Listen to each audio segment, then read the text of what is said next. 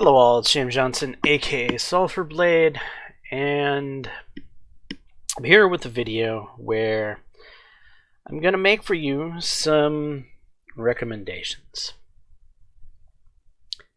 And these particular recommendations are Republican politicians who need to be primaried or voted out of office.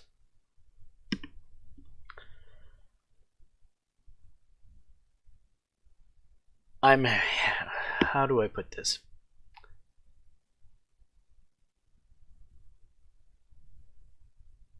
Like many of you, I don't really believe in our democratic process anymore. I don't believe that the elections are fair, that they happen without fraud. I think they're very fraudulent.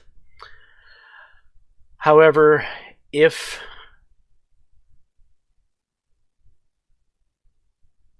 by some miracle 2024 comes along, or 2022 if the case may be, depending on what politician we're talking about,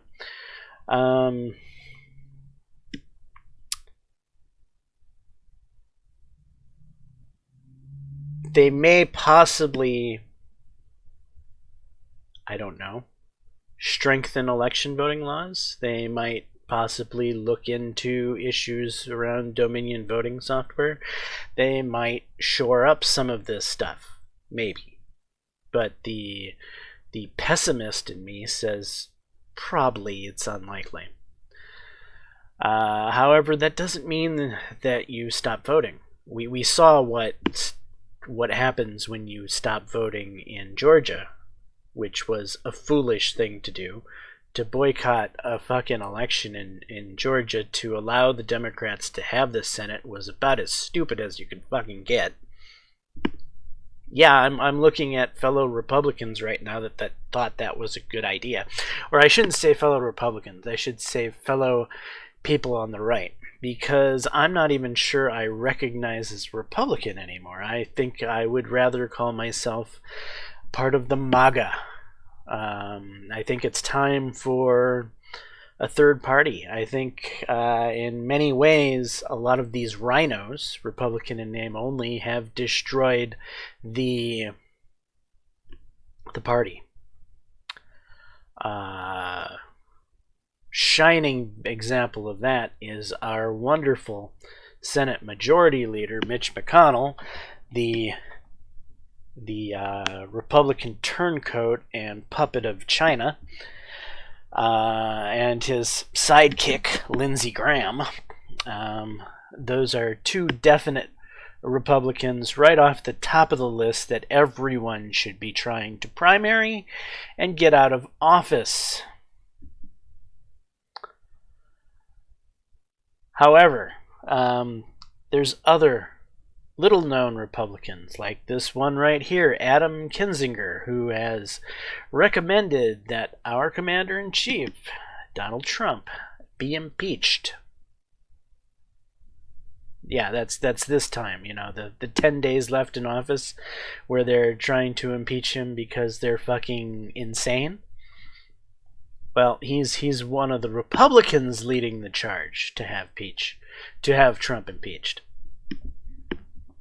Adam Kinzinger, remember that name. He's part of the 16th District of Illinois. So if you're an Illinoisan and you're in the 16th District, make sure this asshat doesn't ever get back to Congress. Who's next on the list? Well, we have a brand new freshman congressman just elected. Nancy Mace of South Carolina has jumped on the Trump impeachment bandwagon. One could probably say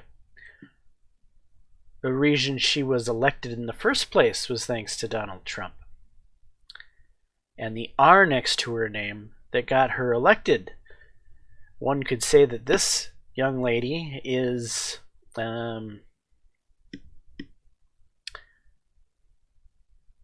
what's the word I'm looking for? Should be a little bit considerate of the fact that Trump got her elected. But you know, some people are stupid. As is Nancy Mace. Be sure to primary her so that she's out the door as soon as possible. Then we have Senator Pat Toomey of Pennsylvania. He's one of the most vocal and high-ranking critics. The other two were congressmen. They're a little lower on the food chain, where senators, there's only 100 of them, and they're considered kind of like the upper chamber of Congress, if you will. Pat Toomey's been around a while, and, well, he's part of that rhino establishment that needs to go. So remember Pat Toomey the next time you're voting. Be sure to send him off on his keister. We don't need Republicans like Pat Toomey in office. And the next on the list is Lisa Murkowski of Alaska.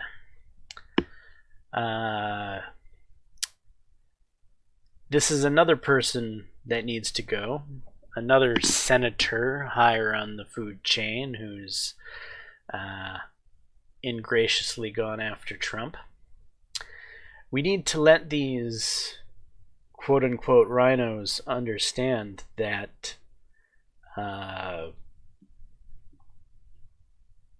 as their constituents, they need to start playing ball. So if you are part of any of these constituencies, or even if you're not part of these constituencies, send them an email and let them know what you think of their traitorous rhetoric. At the very least, do that if you can't vote them out of office. So, moving on.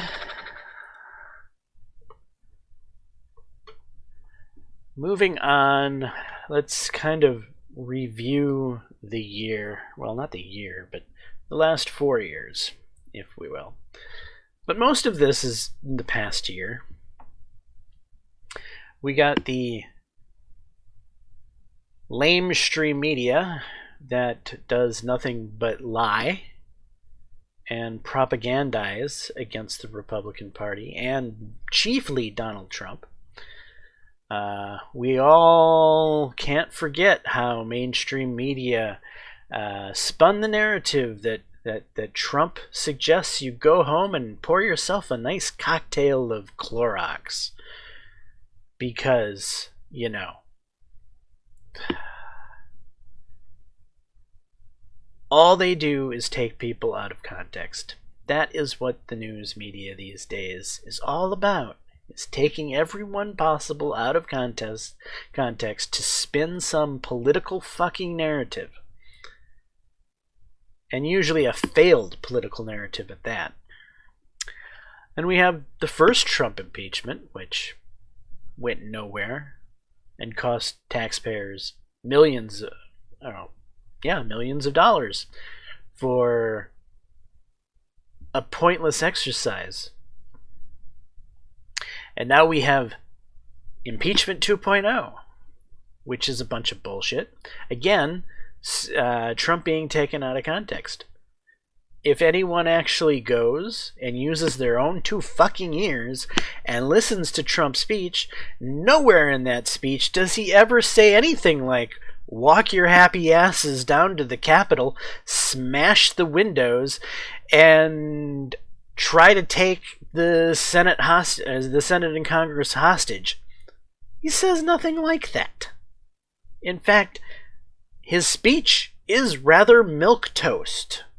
But oh my god, he incited the riot. No, he fucking did not. Again, just like the Clorox stupidity. But you know, that's the world we live in. A world where people take everything out of fucking context. You could say the sky is blue, and somehow someone heard you say the sky is fucking orange. No, I said it was blue. Would you stop saying it's orange? For the love of God, for the third time I said the sky was blue. He's saying it's orange again! That's the world we live in. It's fucking crazy. And then there's the lockdowns for this quote-unquote pandemic that kills 0.003% of the population. I got in an argument today online with some person who's like, we need to save people. We need to save lives. You don't know what it's like. You haven't had COVID. It's horrible. Me and my husband had it. Blah, blah, blah, blah, blah. And it's like, I'm sorry that you and your husband had it, but obviously if you're fucking typing to me on the internet, you didn't die, did you? Should I lose my house because you're scared of getting a flu fucking virus? No. Should other people lose their businesses that they put the last 40 or 50 years of their lifetimes into so that you don't have to get a flu virus that has 0.003% chance of fucking taking you off this earth? I mean, it's fucking ridiculous, these goddamn fucking lockdowns. Oh, and then there's the whole fucking mask mandate bullshit. This little fucking piece of cloth you're putting on your face, an exercise in actual stupidity. The piece of cloth does fucking nothing. But, you know, that's the world we live in. You see the semi-pretty girl and the creepy-looking lawyer there? You guys remember that creepy-looking lawyer, right? He was the media's celebrity lawyer who was going to become the next president. CNN hyped him up, MSNBC hyped him up, saying that, you know, this is a picture, a poster child of integrity. And now he's in jail. Their picture, postcard, child of integrity who should be the next president. But, you know, that's the world we live in. Maybe you can barely make out that tiny little tweet there from Kyle Griffith that says, what does that say? I'm having a hard time reading it.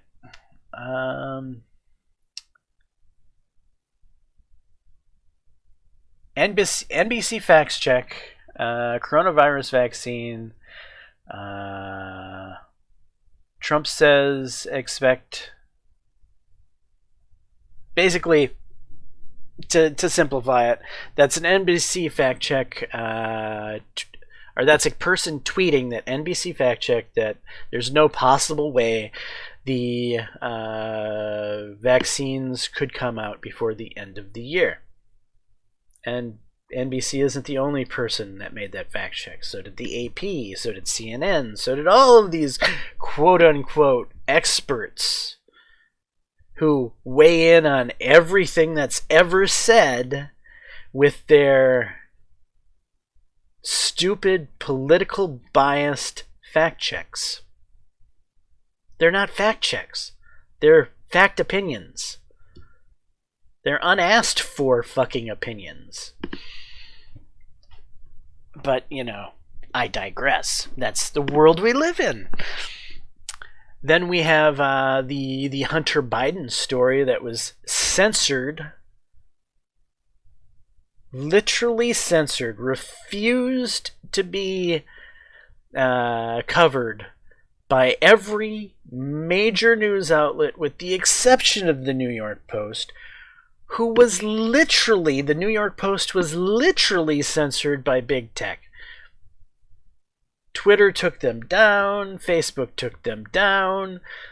They all band together and basically plugged their ears and said the New York Post is lying, nothing to see here, to try to save Biden's election. What is that? Well, that's the world we live in.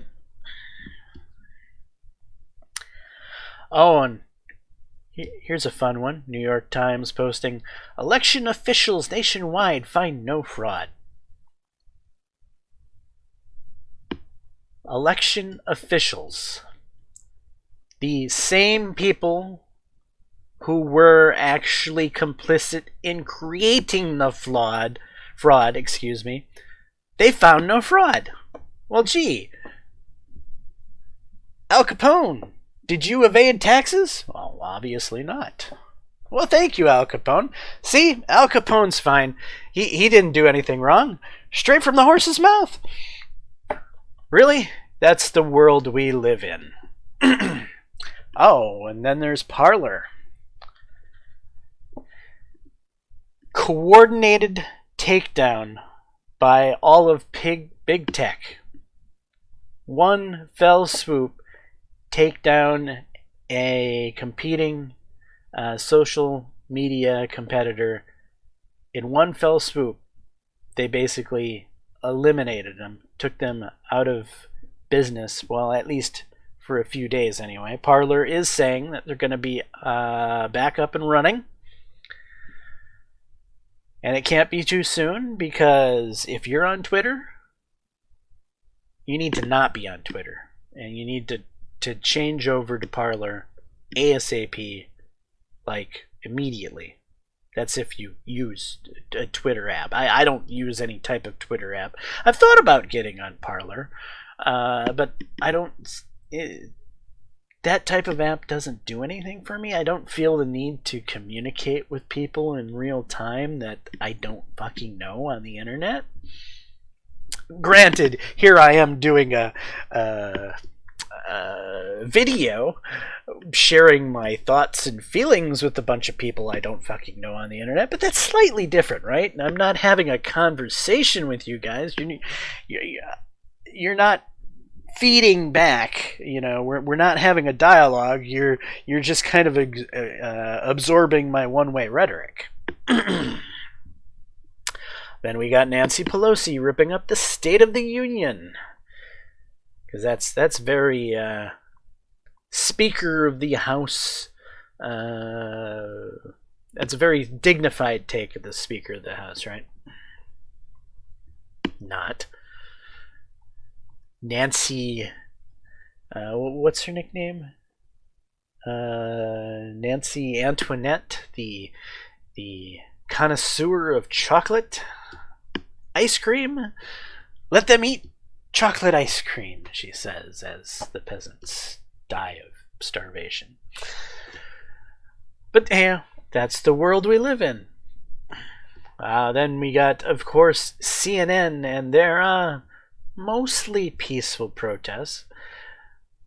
This is one of several images like this I could have shown. There's like 5 different CNN correspondents in 5 different fucking cities at 5 different times, with buildings and shit burning down in the background, and all of them saying, well, mostly peaceful protests. But that's the world we live in. And of course, you can't forget how the Gretchen Whitmore, stole Christmas, or how the Governor Cuomo is responsible for more deaths than just about anyone in this country. He's literally, well, him and Gretchen Whitmore actually have this in common. They both literally put COVID-infected patients into fucking nursing homes with the most susceptible part of our population, our senior citizens. And countless number of senior citizens have died because of those two assholes' irresponsible behavior. The majority of fucking deaths in this country of seniors... Well, the majority of deaths in this country have been seniors, and a huge chunk of them is because of those two and their policy to stick COVID patients in with old folks. But that's the world we live in. They were both recommended for being the Times Person of the Year. They should be freaking in jail. They should be considered mass fucking murderers. but they're being recognized as Times Persons of the Year. Are you fucking kidding me? No, that's the world we live in. And then, the greatest president we've had in my entire lifetime, and that's going back as far as what? Nixon? The greatest president we've had in our lifetime, and not our, my lifetime. And there's another great president I can remember, and that's Ronald Reagan. But Donald Trump is the numero uno. He's the top of the list. He even dethrones Reagan. Lowest unemployment ever. For every demographic. Women, blacks, Hispanics, Chinese, every minority group, including us oppressed whites, had record unemployment. Thank you, Donald Trump. He pulled our troops out of the pointless fucking wars. Yes, I said pointless fucking wars. I'm a veteran of the Gulf War 1 and 2. And I applaud Donald Trump for getting us out of the fucking Middle East. Thank you, Mr. President. He brokered historic Middle East peace agreements. Not one, not two, 3. Leading the way for the majority of the Middle East to normalize relations with Israel, finally. Unprecedented achievement. Reagan couldn't do it. H.W. Bush couldn't do it. Clinton couldn't do it. The other Bush couldn't do it. Obama couldn't do it. All of them said it was fucking impossible. Reagan tried. Reagan tried hard to try to get some peace in the Middle East. I remember that. Clinton, I think, put in a decent attempt too. But by and large, they all failed. Where not Bush, but Trump has succeeded. Donald Trump was nominated for the Nobel Peace Prize not once, not twice, 3 times. News just completely ignored it, because that's the world we live in. Yeah, here we are, in the middle of a culture war. A culture war that I feel we're winning. And we're also in the middle of a political war. A war for the very soul of this country. I would almost call it a civil war. In fact, I do think it's a civil war. I think very much it is a civil war. And I believe that currently we're losing on that front. We lost a big battle in Georgia. We lost a giant battle with the presidency. However, I think that giant battle with the presidency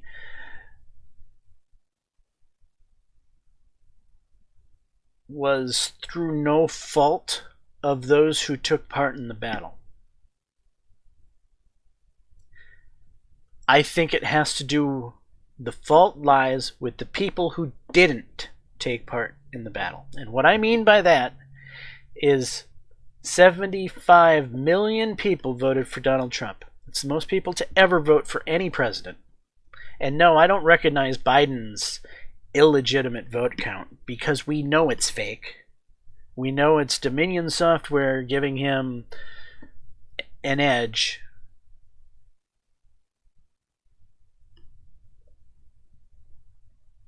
But if you compare Donald Trump's 75 million votes to any other president in history, he beats any other president in history. No president has ever received that much support.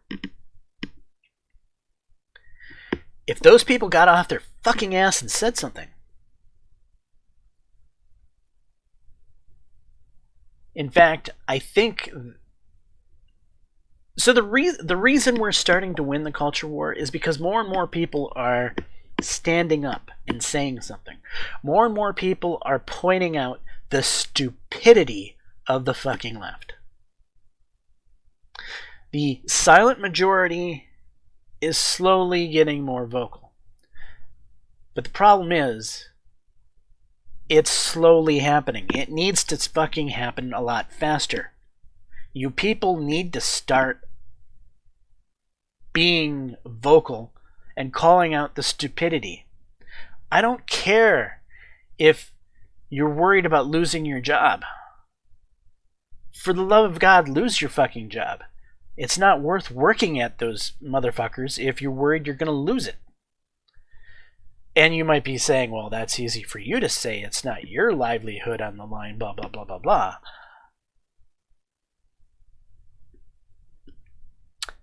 Look at where we're at right now. We're winning a culture war, but we're losing a civil war. We're winning the culture war because the left is stupid. Their ideas are dumb. Everyone recognizes that. But the left, unfortunately, has the influential positions. They have the media. They have Wall Street. They have the backing of the billionaire class. They have the backing of the swamp, of the establishment politicians.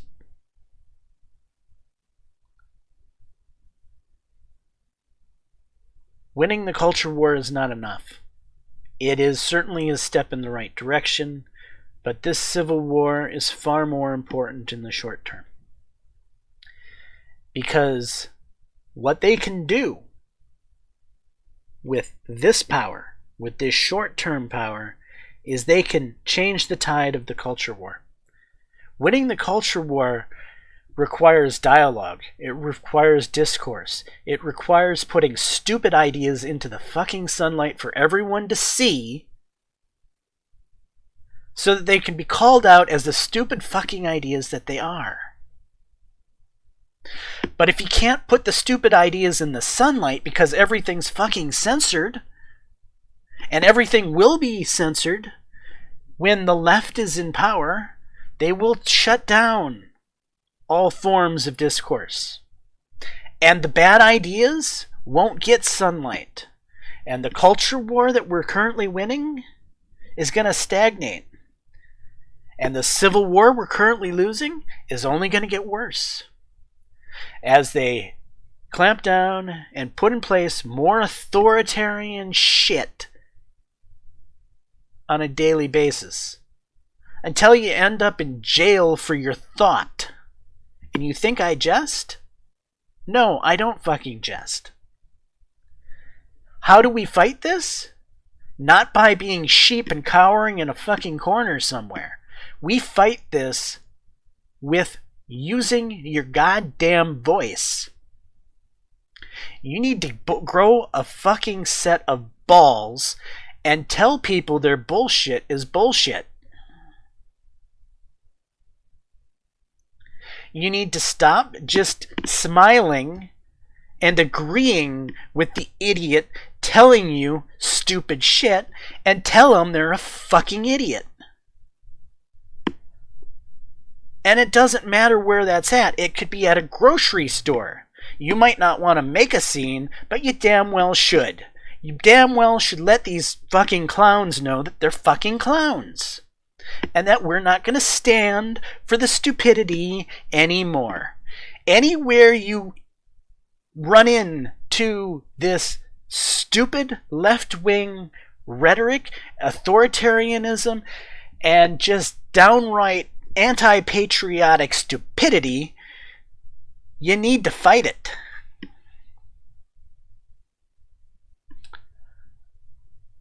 Fight it with the minimum amount of force necessary. If you can have a calm, cool dialogue, and you can possibly do the impossible and make a left see reason, that is going to be most likely done through a calm, cool dialogue where you're not insulting the other person. But you're not going to always have those types of dialogues. You're going to have dialogues where the other person's fucking hostile, and they're not going to fucking buy your message because they're too fucking politically propagandized by mainstream media or whoever that they believe the sky is black. And no matter what you say, they're going to believe the sky is black. So just call them a fucking moron. No. Don't not call them a moron. Don't close your eyes and walk away. No, you tell them they're a fucking moron. And if they're told that they're a fucking moron by 100 people because 100 people have stopped just listening to their stupidity, smiling and walking away, if we stop letting the idiots think they're smart, if we start insulting them like they insult us, and they get insulted a few hundred times a day for their stupidity, they might start to reconsider their stupidity. And you're saying, but James, that's how the left does things. That's right. Sometimes you have to fight fire with fire.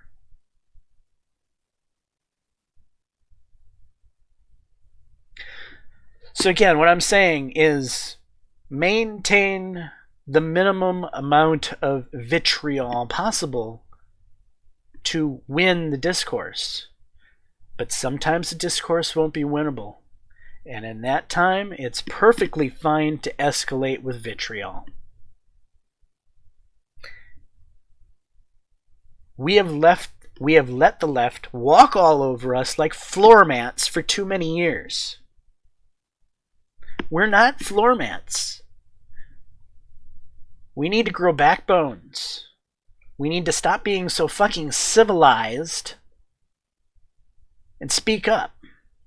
I don't care if that means you lose your job. The only people that I give any, the only members of our community, quote unquote, the right, reasonable people, that how do I put it? I can understand them walking away from a fight with their boss or whatever to maintain the livelihood of income for their young children. So if you have a newborn, you have an infant, you have a 3-year-old, a 4-year-old, a 5-year-old, a 6-year-old, a 7-year-old, an 8-year-old, a 9-year-old, and you want to maintain a stable household, okay, I'll give you guys a pass. But if you're the parent of older children, 11, 12, 13 teenagers who can start to comprehend what's going on in the world, you need to stand up to set a goddamn role model for them.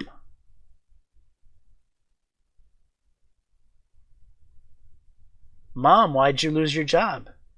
Because my boss is a fucking liberal idiot. He thought this. Sit down and have an explanation as why you lost your job, and then go get a new one. Set that understanding, that expectation for your child so that they can do the same thing in the future instead of being sheep that cower. And the cycle goes on. We need to stop cowering. We need to be brave. We need to spread our opinion. And we need to stop being walked over like fucking floor mats.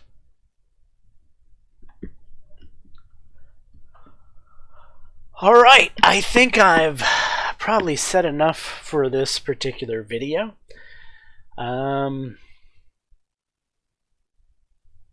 Hopefully you enjoyed it. Maybe it might motivate some of you to be a little more aggressive in your beliefs, because there's nothing more sacred to fight for than your beliefs. Because your beliefs, if you're an American, should pretty much fall in line with the beliefs of American values. Saying the Pledge of Allegiance, for instance. Standing for the flag, for instance, and not kneeling. You know, all these normal patriotic values that most normal, sane people share need to stand up for those things. Hopefully you're getting the message. Hopefully you're understanding we're currently losing this civil war. And we can't just sit back and let the idiots lead us down the wrong path. The idiots like